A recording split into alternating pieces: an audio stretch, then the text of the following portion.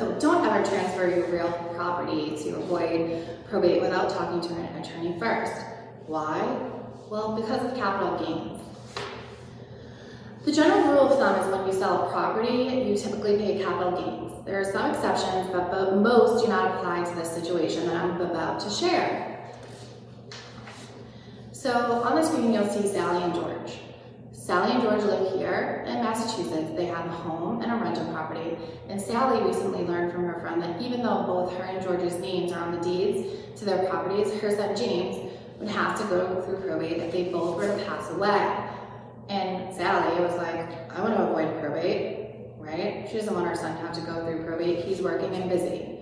So she says, maybe I'll just transfer the property right now, and then the property is James's and I don't have to worry about it.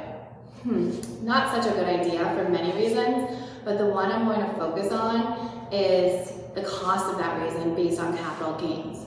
So originally, when Sally and George purchased the house in 1995, the house was $120,000. Imagine that, buying a house for $120,000. And then James sold the property for $500,000. So we're looking at the difference of $380,000, the capital gains. So if you take a look at, sometimes we use a site called Smart Asset, which you'll see on the slides. The initial value of the home is $120,000. The sale value was $500,000. Length of ownership, more than a year. Location, we picked Duxbury, Massachusetts. And the annual income of James is about $77,627.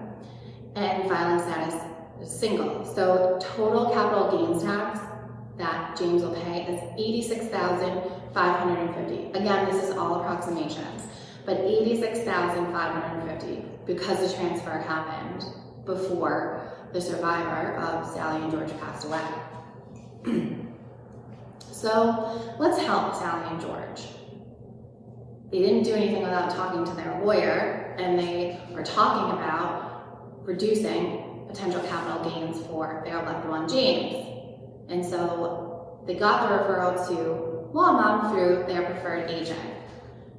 Sally and George, have a planning well family session, and we look at the use of a trust, and we put Sally and George's property into trust, and the step up in cost basis after the surviving spouse dies in, say, 2022 is $480,000.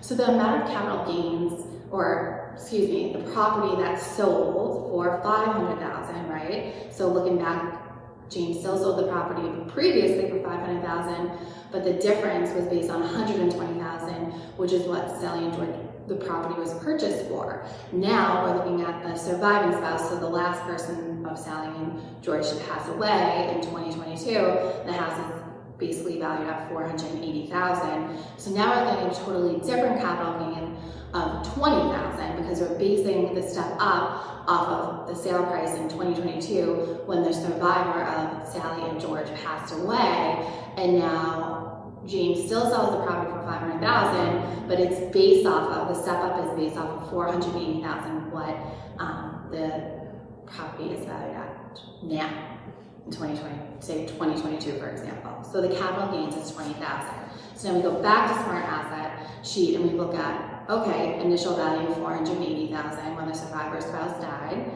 sale value $500,000, ownership more than a year, location Duxbury, Massachusetts, annual income of James $72,627, filing status single, his total capital gains that he will pay is $4,040. So when you're thinking about transferring property for the ease of avoiding probate, you really want to think about potential capital gains issues as one of the issues that would come up. We definitely encourage, make a plan, talk to your attorney, talk to your agent, talk to your CPA, all of the important players in making the best financial decisions for you and your family based on your specific dynamics. So capital gains can be avoided with strategic planning and the right circumstance.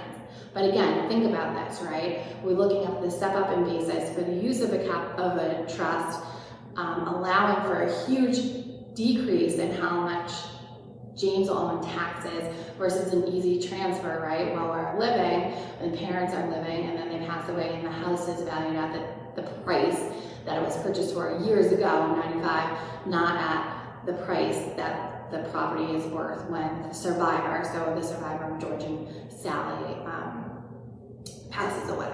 So that's our lesson on capital gains. Thanks so much.